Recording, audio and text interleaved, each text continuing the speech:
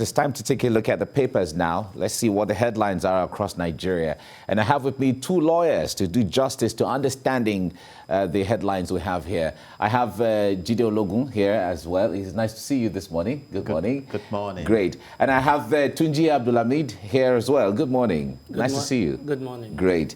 Now let's begin with the Leadership newspaper. Leadership newspaper says, "Return home, Northern elders tell herders." Return home, Northern elders tell herders, and seek justice for Fulani communities attacked in the southwest, and ask governors to provide accommodation for exited herders, and stop anarchy, adopt ranching.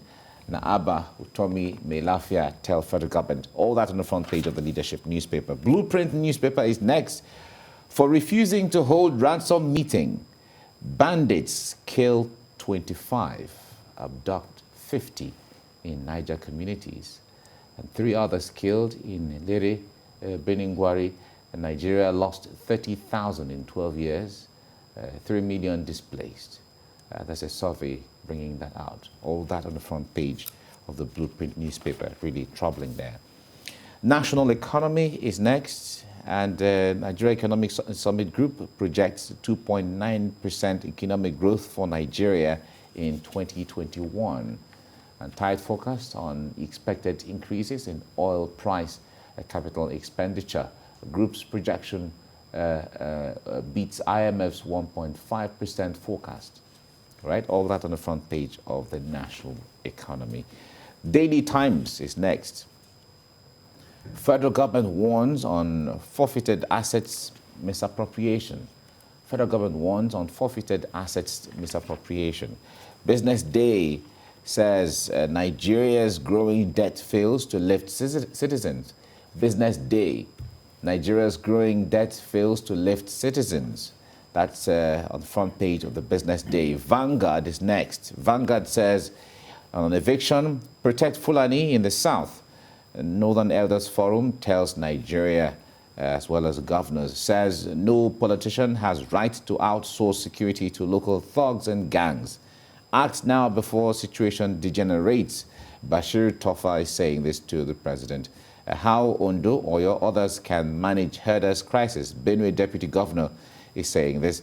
And bandits invade Niger community, kill 21, kidnap 40. Air Force helicopter drafted to communities, injured rushed to hospital. All that on the front page of the Vanguard newspaper. Then Daily Sun is next. And tension over announcement of new IGP. That's on one of the riders there. Northern elders rise against southwest, southeast, run to Buhari. Alleged attack on herders, or headsmen rather, in the south. Afenifere Ohaneze, Middle Belt Forum dismiss claims. Northern elders rise against southwest, southeast, run to Buhari. All right, that's a Daily Sun. The Nigerian News Direct is next now. News Direct says on insecurity, we need state police now. Lagos lawmakers are voicing out on this. We need state police now. Okay. Then we have a Daily Trust. We're going there next. Attacks on Fulani in southwest. Act now before we lose Nigeria. Tofa tells Buhari. 1 killed as hoodlums raise herder settlement market in Ogun. Northern Elders Forum urge Fulani to resist temptation. All that on the front page of the Daily Trust newspaper. All right. The Punch newspaper is next. The Punch. It says panic in NYSC headquarters camps as resident officer dies of COVID-19. He contracted COVID-19, referred to NCDC, died outside camp. The NYC is saying this. No infection in camps. Spokesman is saying this. And workers accuse scheme of hiding case. We tested everybody, including resource persons, market operators. As a scheme, the NYC scheme is saying this. That's on the Punch. All right. The Guardian newspaper. Guardian says delay costs federal government additional 679 billion naira on road projects. Delay costs federal government additional 679 billion naira on road projects. East-West road tops with 515 billion naira. Official links official links contract variation to inflation and forex crisis as well. All right, all that on the front page of The Guardian. All right, my guests in the studio are ready to talk about all of this. We see from most of the headlines talking about the fallout, the reactions generally from the issues of headsmen and the eviction and all of that, the back and forth, and the voices are going out. Now, the one that catches the attention here is the story on the front page of the News Direct that says we need state police now. Lagos lawmakers are saying this regarding insecurity. Jide, let me start with you on this one. You saw all the headlines and all the comments, you know, and all the urging alarm that is being raised and talking to the president by elders and all of that.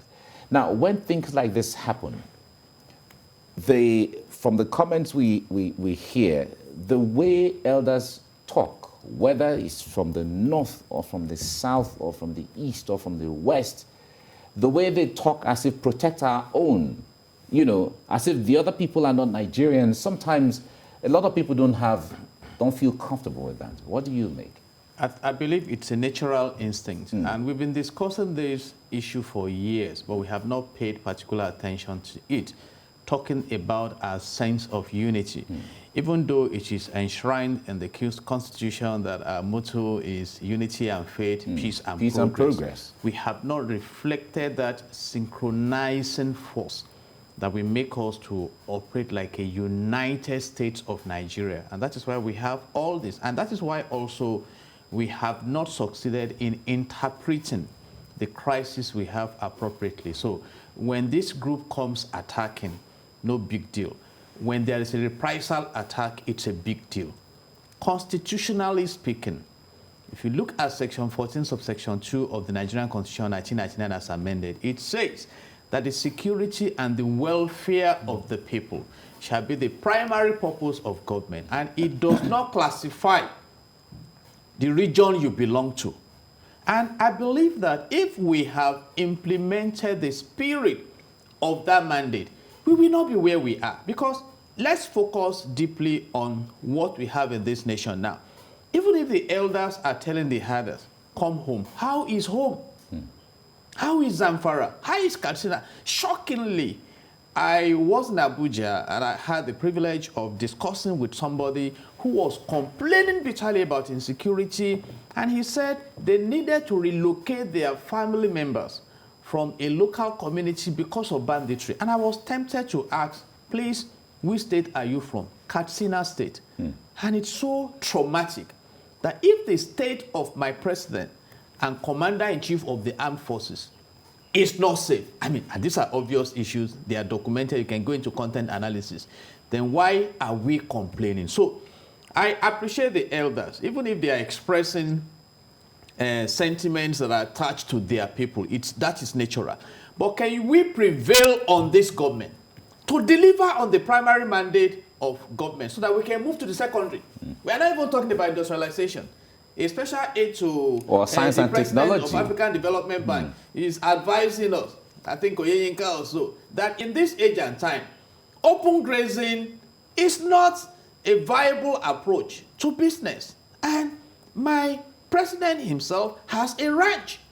We are not even maximizing the economic potentials of this business. Exactly. And that is why some have suspected that it may be beyond cattle ranching.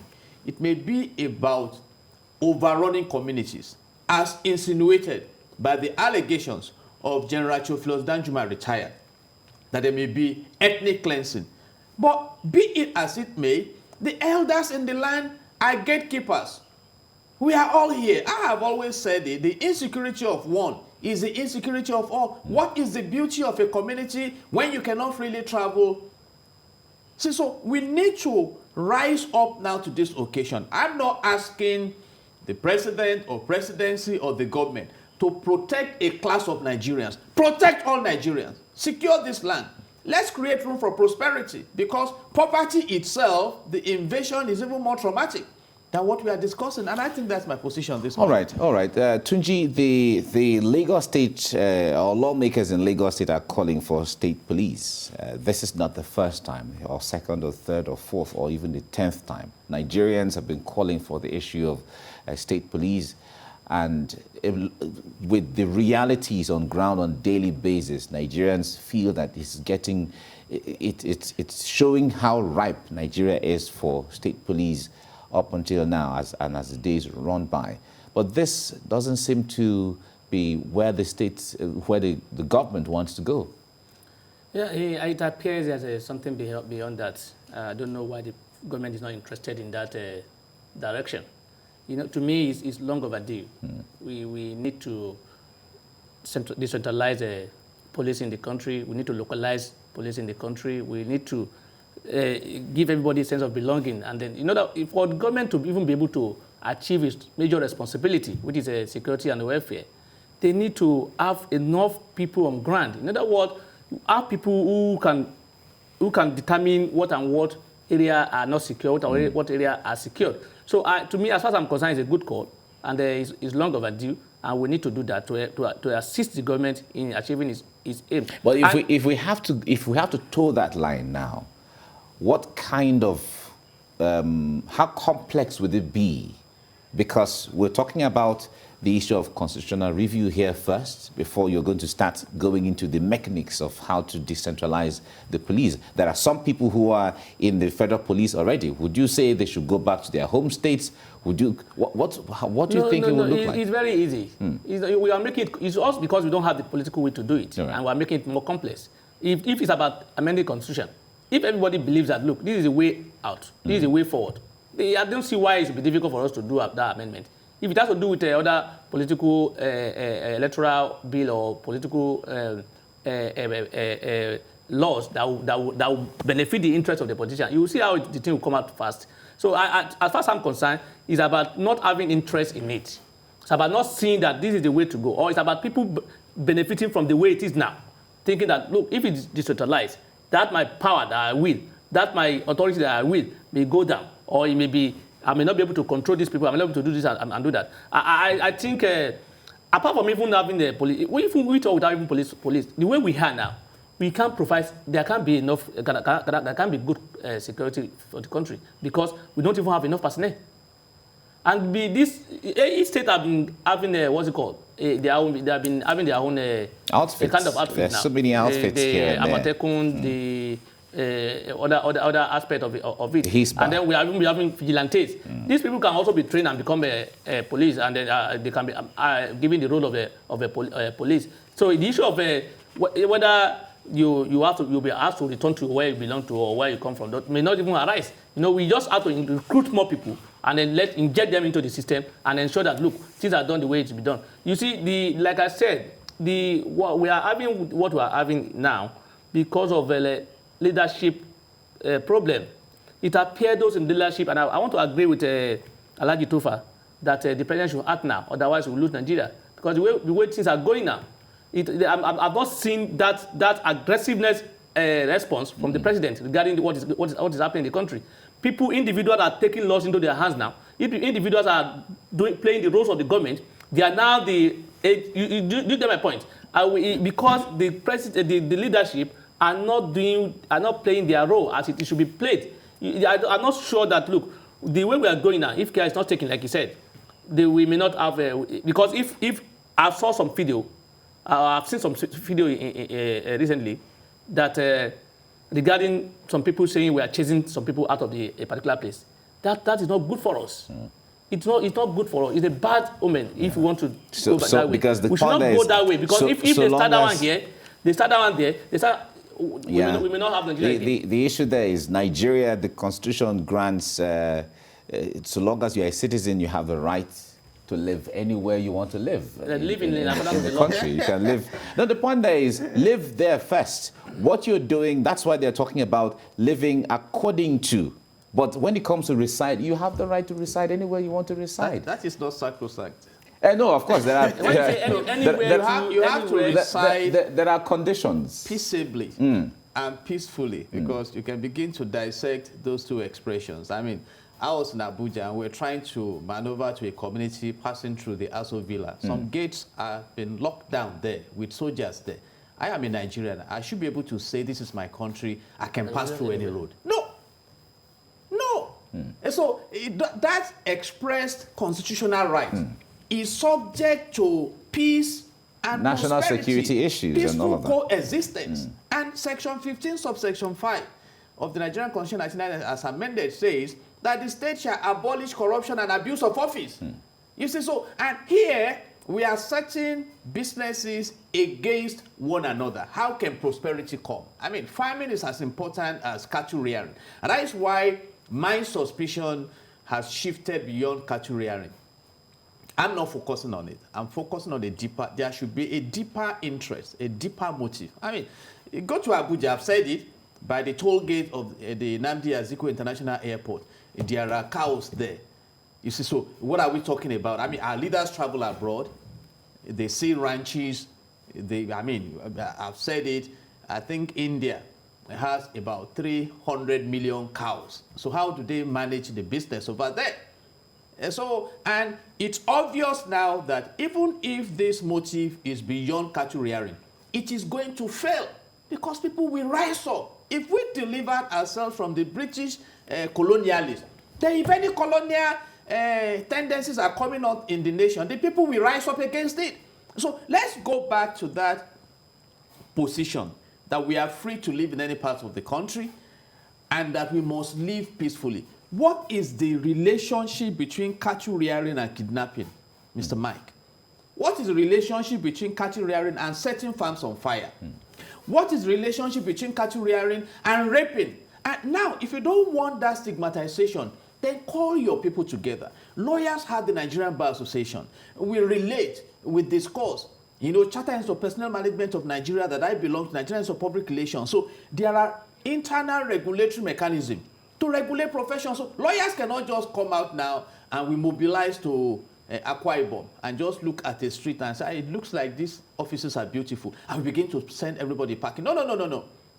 We talk so much about anarchy at the government level that we don't want anarchy. And we condone situations that are similar to anarchy. And that is why states are rising up now, because the citizens within the state, they know that the policing of the country is on the exclusive legislative list under the federal government. But they will cry out to their governors.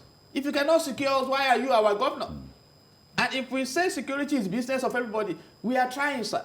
Where I live, I pay security levies in the estate. You pay on your clothes, you pay on the street and everything. We are vigilant enough. We advise the government on what to do, and not to the National Assembly. So it's now for the government to implement and ensure that what you swore to, the oath you took, people paying, carry it out. Like you said, in your estate and most of the estates and streets where people come together to put monies for security together, it is a failure or inadequacy of government on one hand, because government should have provided that security, and it is out of the feeling. So if you are saying you don't need reprisal attack, then prevent the initial attack. That's why I said, look, it all borders on the position of leadership. If you're not leading very well, if you're not taking the issue of cattle rearing or whatever, did not start today, and we're not hearing this before now. But I don't know why it's now more pronounced. The point there is, growing up, when we used to live in the villages, in fact, we look forward to the Fulani herders coming, because you know they will bring Fura Donono to you, and then sometimes they try to speak our languages, and then we all play, and you know, and it's so funny when a stranger is trying to speak your language, you become friends. Because these days we are more divided in terms of ethnicity. But someone